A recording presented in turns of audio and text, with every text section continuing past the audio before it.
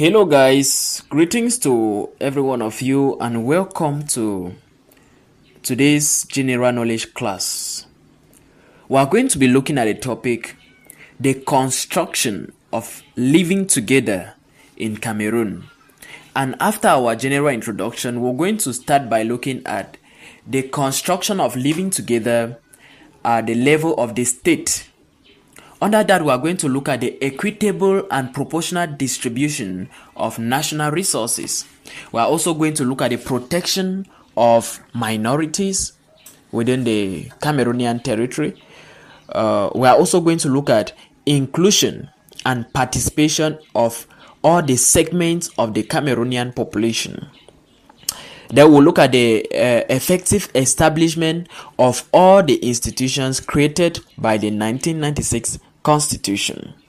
Then after this, we will look at the realization of living together in Cameroon, and we'll see how it warrants the implication of every Cameroonian citizen. So, looking at this, it will suffice that we break it into two. We are going to look at the construction of living together at the individual level, which entails the adoption of certain behaviors such as patriotism, such as duty consciousness. And then under that, we are going to look at what patriotism actually is all about. We're also going to look at duty consciousness. That's to say, what do we mean by duty consciousness, and how does it apply if adopted by citizens to the construction of living together in Cameroon. Yes, so immediately after looking at that, we'll also look at the consolidation of our living together.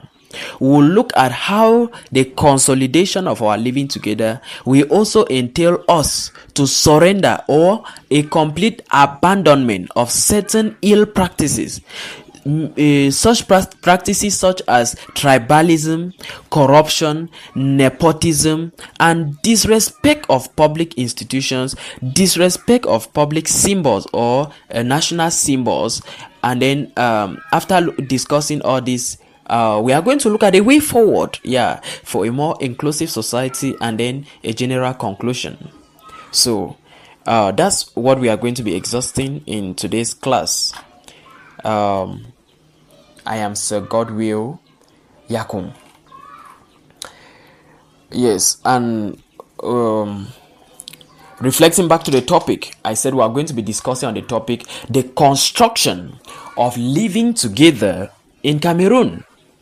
And I want you to know that the march or the work towards national unity in Cameroon has been at the center of all official issues in Cameroon, right from the earliest moments of Cameroon's independence. Now let's give a throwback at that.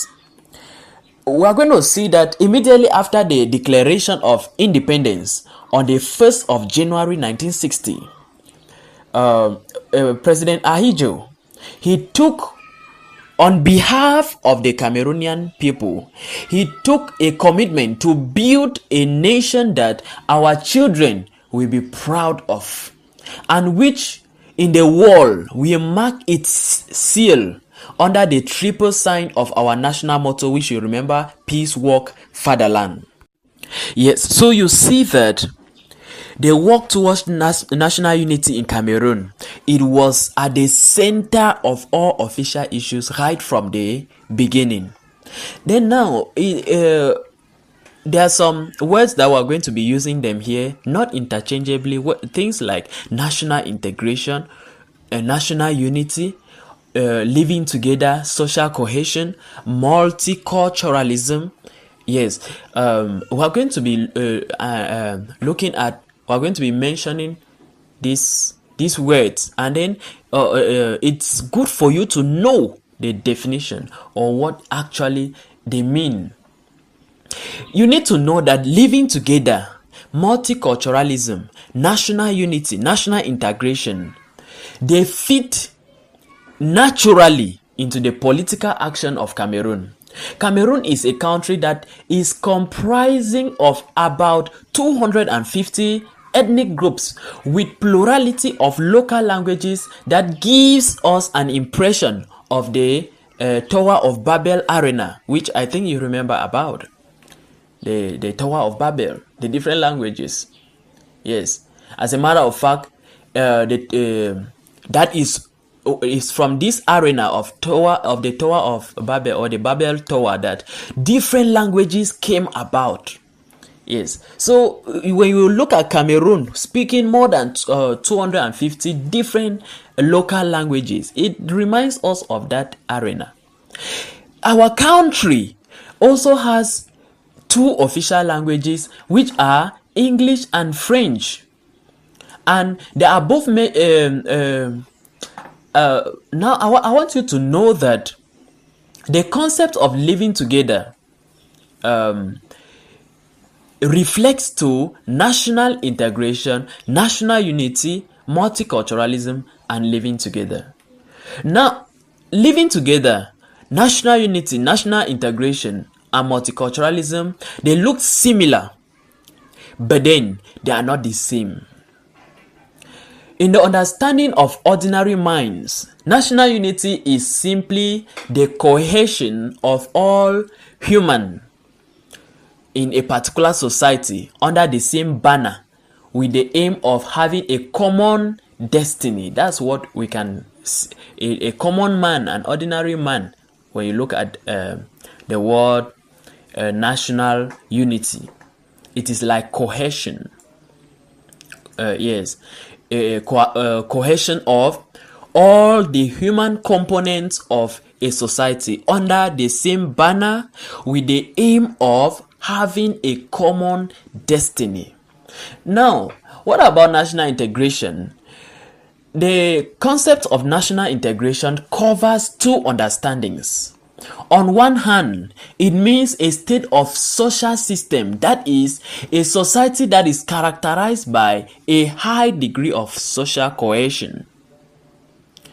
On the other hand now, it characterizes the situation of an individual or group of people who are interacting with other individuals or group of people. And this kind of criterion is known as sociability. You are being sociable. Okay, and they share this the values and norms of the society to which they belong. I come again. The concept of national integration covers two understandings. On one hand, it means the state of a social system, that is to say that a society that is characterized by a high degree of social cohesion.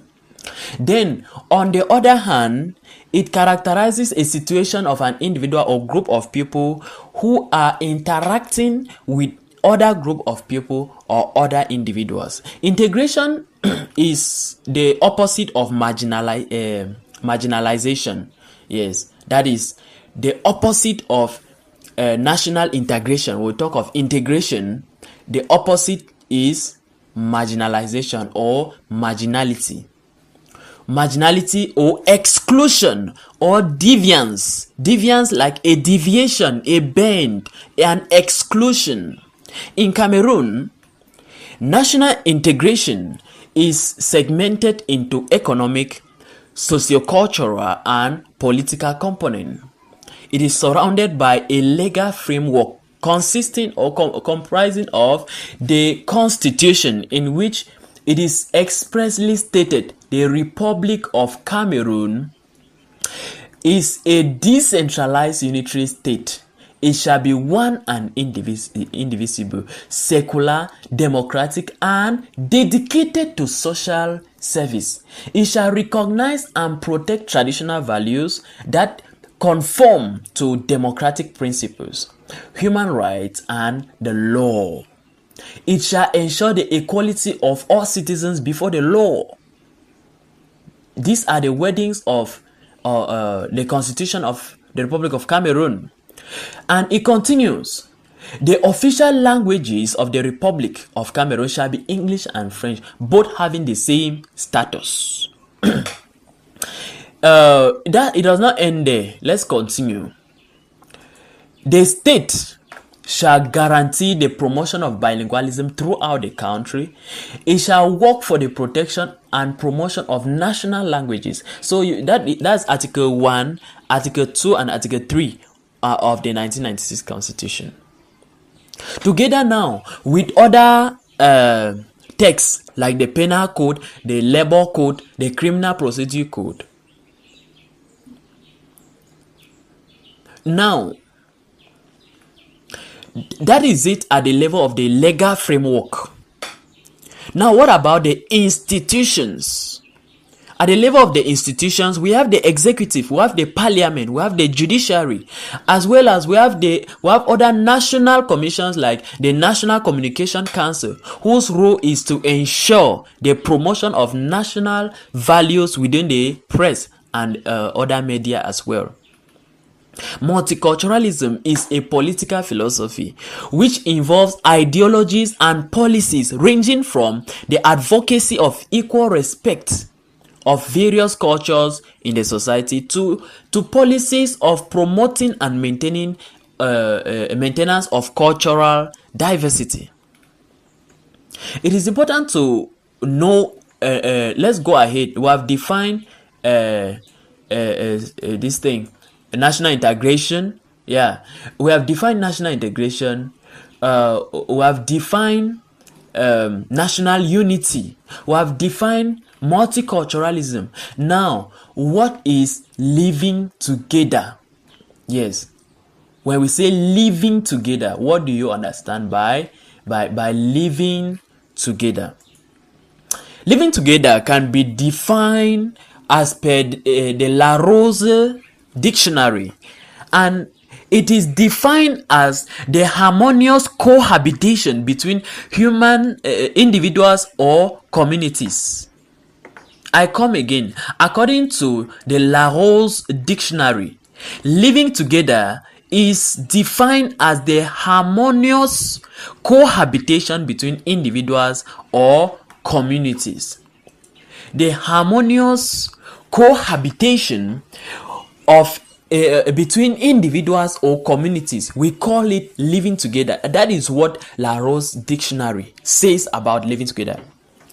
Also, living together could be a state of harmony reached by inhabitants living in an environment of social and cultural diversity when they successfully develop a culture of peace between them, including mutual respect and appreciation, good neighborhood, and cooperation or cooperative relations, as well as a common desire for peace and appeasement. Living together is a concept which is so dear to Cameroonian authorities. Each time the President of the Republic has the opportunity to address the people of Cameroon, he doesn't hesitate to preach the virtues of peace, concord, living together in diversity. For example, in 2016, December 31st, during his traditional end-of-year speech to the nation, President Paul Biya highlighted that we are willing to move in the footsteps and spirit of the architects of reunification and put in place a national entity which will be tasked with proposing solutions aimed at maintaining peace, consolidating our country's unity, and strengthening our day-to-day experience with our constitution and institutions. So he also has the attitude of reminding us that Cameroon is one and indivisible, and will ever remain one and indivisible. Its wealth and strength are derived from the diversity of its people, its cultures, and its languages. The idea that Cameroon is a single and indivisible entity goes back to the very roots of Cameroonian nationalism. Already in July 1884, during the negotiations with the German authority at the time, Douala chiefs claimed to speak for the Cameroon and all Cameroonians, all patriots who subsequently singled themselves out in the country's historical scene. They always presented themselves as Cameroonians without distinction of ethnic, regional, or religious background. Meaning that no matter your ethnic or regional background or religious background, you are first and foremost a Cameroonian. In August 1919, following the partition of Cameroon proposed in the London Agreement, the London Agreement is that of March 4th, 1916, by the English and the French. The people of Cameroon sent a petition to the Versailles Conference in August 1919 to oppose the partition of Cameroon as proposed in the agreement and claim the right to choose the dual administration of the two powers throughout the former German Cameroon. And even the names of some political parties are particularly outstanding. For example, we have the Union of the Populations of Cameroon, UPC, of 1948. We have one time we had the UPC, we had the KUNC, we have the KNDP. During UPC, it was a period of one Cameroon. The counterpart of the UPC in Cameroon under the British trusteeship. Cameroon United National Congress, that's KUNC, in 1950. We have the Cameroon National Democratic Party, KNDP, 1954. We have the Cameroon Union, UC, in 1958. We have the Cameroon National Union, CNU, in 1966. Then we have the Cameroon People Democratic Movement in 1985, CPDM. Thus, be it before independence and reunification or after these founding events, the unifying and inclusive attention of Cameroonian citizens has always underpinned Cameroon's development. So you can see clearly that living together entails the acceptance of common rules, shared values, which are true expression of the general adhesion of an analog society. Cameroon, on the 20th of May 2018, celebrated its 46th edition of the National Day under the theme Cameroonian Citizens. Let us remain united in diversity and preserve social peace for a stable and prosperous Cameroon. This celebration is in reference to the 20th May 1972 referendum, where the Cameroonian people massively voted in favor of the unitary state. This did not only have the effect of changing the country's name from Federal Republic of Cameroon to the United Republic of Cameroon, but it also brought significant changes in the legal and the institutional framework of the country based on what we have discussed about the historical fact of the country. It is clear that living together in Cameroon can be achieved by involving the state and individuals. So that's why we are going to involve the state, and then in the latter part of our work we are going to involve the citizens, individuals by themselves, us, the citizens of Cameroon.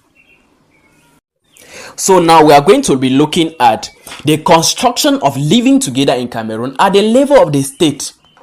I want you to know that the role of the state as far as the consolidation and building of our living together is concerned can be divided into four main priority areas. These include, among other things, 1. The equitable and proportional distribution of national resources. 2. The protection of minorities. 3. Inclusion and participation of all segments of the population.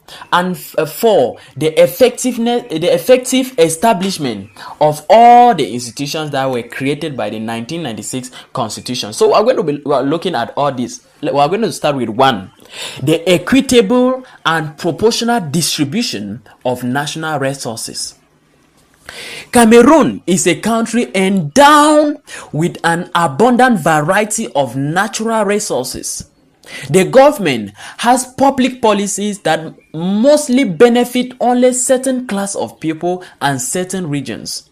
According to the National Institute of Statistics of Cameroon, INS, the National Institute of Statistics of Cameroon, in its latest report on household surveys, the steering of public policies is not inclusive. For example, the distribution of public investment budget in 2017 and 2018 was disproportionate, meaning that it was not proportional. Regions that provide most of the wealth and revenue of the state do not benefit proportionally from public investment, in violation of fiscal principles and proportionality, which condition the administrative decisions. For example, the Southwest and the East regions, more out of the box and more isolated, they only benefit 40 billion francs of public investment. Whereas the Central region alone has a public investment of about 250 billion francs. Such situation creates frustration among some segments of the population, which brings the risk of resorting to successional tendencies. Now, therefore, the construction of living together will entail a strict application of the principle of proportionality and the avoidance of some state approach that are manifested. Yes, like the paternalistic state approach. Because Cameroon at sometimes the state takes an approach known as the paternalistic approach. Yes, which is manifested by its propensity to decide without taking into consideration the realities that are facing the people. Alright, so the next we are going to be looking at is the protection of minorities. One of the most widely heard arguments in Cameroon identity conflicts is the right to self-determination and the rights of indigenous people.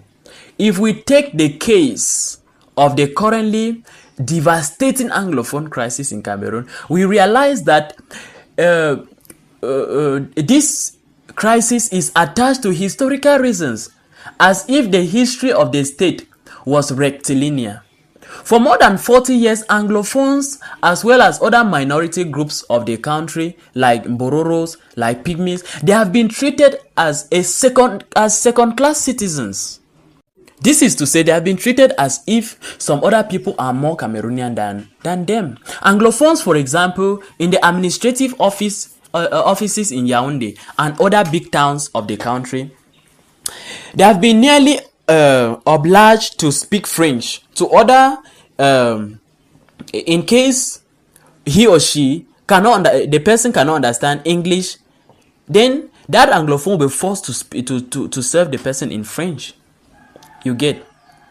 So, if the person didn't understand English, then you who is in the office, in the state office, has to be able to you have to be able to speak French to that person.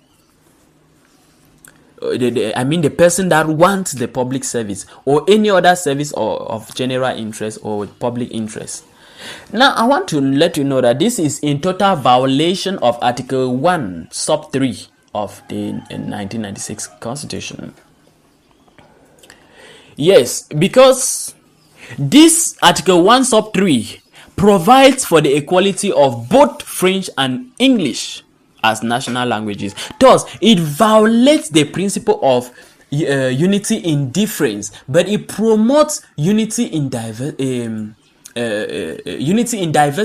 As we are we are so diverse in Cameroon, it promotes unity and equality of languages.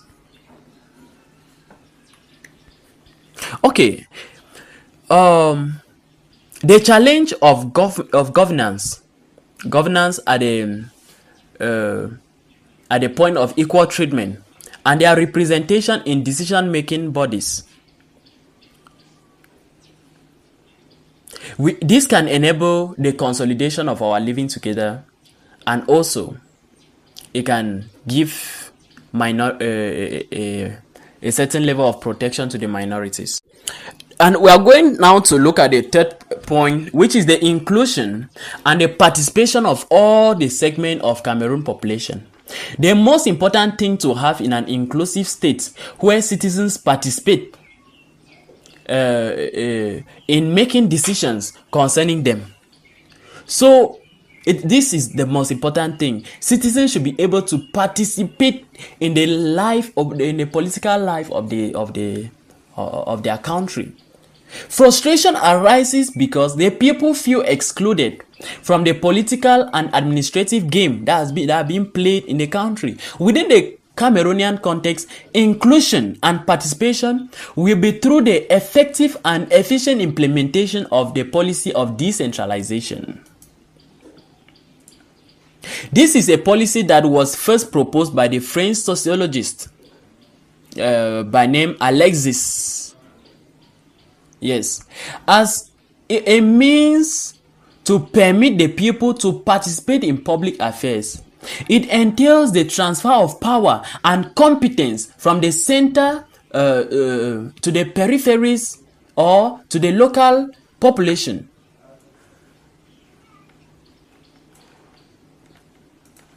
Decentralization has the advantage of promoting democracy and development at the local level, thereby reducing frustration and involving the people at the local level in the process of nation building. It's not actually going to be the last. We'll go to another one, which is the effective establishment of all the institutions created by the 1996 Constitution. This takes us to Law number 96/06 of 18 January 1996, amending the Constitution of 2nd June 1972. This created new institutions in order to further consolidate the democratic nature of our country. These institutions include, inter alia, we have the Constitutional Council, the Senate, and the regional councils. Though all of these institutions have been put in place already, their impact on the consolidation of our living together and national unity still have not been felt. The regional council, which has just been instituted, will be an additional protection to the local and the regional interests of the population, though its effects on the local people is yet to be seen. Also, the 1996 Constitution, it consolidated democratic values such as the separation of power, the rule of law, free and fair election, the participation of people. Yes. And all these are contributing to create an environment where living together is going to be possible. Now, given that a country is not only made up of the government, citizens are non-negligible. They have a non-negligible role to play in the construction of living together. That means we are going to look at the role that citizens also have to play in the realization of living together in Cameroon. It does not only rely on the government. Citizens also have a role to play. So we're going to look at the realization of living together in Cameroon, which warrants the implication of every Cameroonian citizen like you and I. And here we're going to be talking about two things. Yes. I'm going to be talking about one. I'm going to be saying that the construction of living together at the individual level entails the adoption of some certain behaviors, and then I'm also going to say that the consolidation of our living together will also entail us to surrender or abandon certain practices. So I'm going to be giving you practices that you should engage in and those ones that you should abandon. The first is duty consciousness. Every Cameroonian should be aware of the role he or she has to play as far as nation building and living together is concerned. They should fulfill all the duties which the Cameroonian nationality bestows upon them. They should also serve the nation with love and devotion. This draws us back to President Paul Biya's policy of rigor and moralization, which must be practiced at every level. For example, rigor at work, rigor at home, and moralization in the management of public funds. Then the second I'll talk about is patriotism. Patriotism simply refers to love for one's nation, love for one's fatherland. It entails a spirit of attachment and devotion to the values of a particular homeland. The promotion of patriotism among Cameroonians will not only contribute to strengthen our living together, but it will create a great nation. Patriotism is a virtue that must be promoted at every level and by all the segments of the population, as pointed out by the Cameroonian head of state during his traditional end of year speech. During his traditional address to the youth, 2016, on the 10th of February, he said, "We must be patriotic to deserve the well of the nation." Every Cameroonian should be patriotic in his respective domain of activity. The farmer in the farm, the lab technician in the laboratory, the teacher in the classroom, the mechanic in the garage, the nurse, the doctor in the hospital, and so on and so forth. Now, I will also be saying that there are some behaviors that you need to drop down. The consolidation of our living together will also entail us to surrender or abandon some certain ill practices such as nepotism, tribalism, corruption, the disrespect of state institutions, and the disrespect of national symbols. We'll start with nepotism. A person or a group of persons, not nepotism here. Let me go straight to the definition. And I'll be saying that nepotism can be defined as the attribution of certain advantages or posts or positions to a person or group of persons, not because of their talent, but due to personal affinities and relationship. This practice gives room for frustration. It frustrates frustration among population, thereby threatening our living together. This practice should not only be abandoned, but Cameroonians should be sensitized on the negative effects of nepotism to tribalism.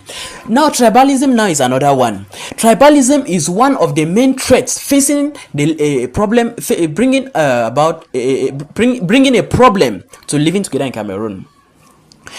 Tribalism can be defined as favors or preferential treatment granted by a person to members of his tribe or ethnic group. In the same way as nepotism, the practice of tribalism should be put aside. Now let's look at the disrespect of national symbols. It's bad. The disrespect of national symbol is an uncivic act which should be abandoned. These symbols include the coat of arms, the flag, the motto, the national anthem, O Cameroon, thou creator of our fathers. We should bear in mind these symbols are proper to every Cameroonian from north to south, from east to west. They constitute part of the material representation of the Cameroon nation. That is why their respect is mandatory. Now, another practice that you must set aside is corruption. Corruption is an unethical practice which has the effect of threatening our living together. It should therefore be efficiently fought against. We need to fight it efficiently. This can be done by severely punishing defaulters and by the adoption of policies that will not or that can give room for good governance, and it is going to terminate bad governance. Okay. Therefore, preventing corruption is going to prevent frustration among Cameroonian people, and it's going to enhance living together. So that is it. Now let's conclude. In conclusion, I'll be saying a few things. Yeah, we have looked at the construction of living together in Cameroon, and I have to say that it does not come to anyone's mind that the life of a nation will be a long, calm river. From north to south, from east to west, everyday life is marked by vicissitudes, not always rosy. Realities different from one region to another. These specificities are the mark of our diversity. An illustration is the difficult social climate marked by the corporatist demand on Anglophone speaking lawyers and teachers. Public authorities have been tirelessly trying to find solutions to these problems in order to end the crisis, and that schools should resume, because schools during that time were nearly stopped in the northwest and the southwest regions. Yes. So these upheavals observed from time to time in our country should not make us lose sight of the fact that living together is a permanent construction, which has to be in line with the ideas cherished by the founding fathers of our country. But this does not exclude vigilance and anticipation in solving the specific problem of a particular social group or corporation, thereby preventing some verbal surges in some media and consolidate our national belonging. Whatever the gravity of the problem, dialogue is the best way to be heard and to break the deadlock. In ancestral time, problems were solved under the palaver tree. And whatever the problems of a given region, we must privilege unity, national solidarity, preserve the gain, and participate at all levels in the construction of the greatness of our country. It is a long-term work, a civic duty. This does not only concern leaders but every citizen. However, it should be noted that living together should not be confused with anarchy. It is not because we are in a democratic country or in a dynamic of national construction that troublemakers and manipulators of all types shouldn't be worried about the reprehensible acts they commit against the Republic. They thus have to answer for their actions before the competent courts. Respect for laws and regulation must be guiding the behavior of every citizen. This is clear as the head of state recalled that Cameroon is a state governed by the rule of law. The other foundation of our living together is respect of the law. No one is supposed to ignore the law, but let us never forget we are following in the footsteps of the founding fathers of our country, our national heroes who shed their blood for the nation for our united nation, united in diversity. Paul Biya recalls that dialogue and law must therefore contribute to consolidating our living together, which is in permanent construction.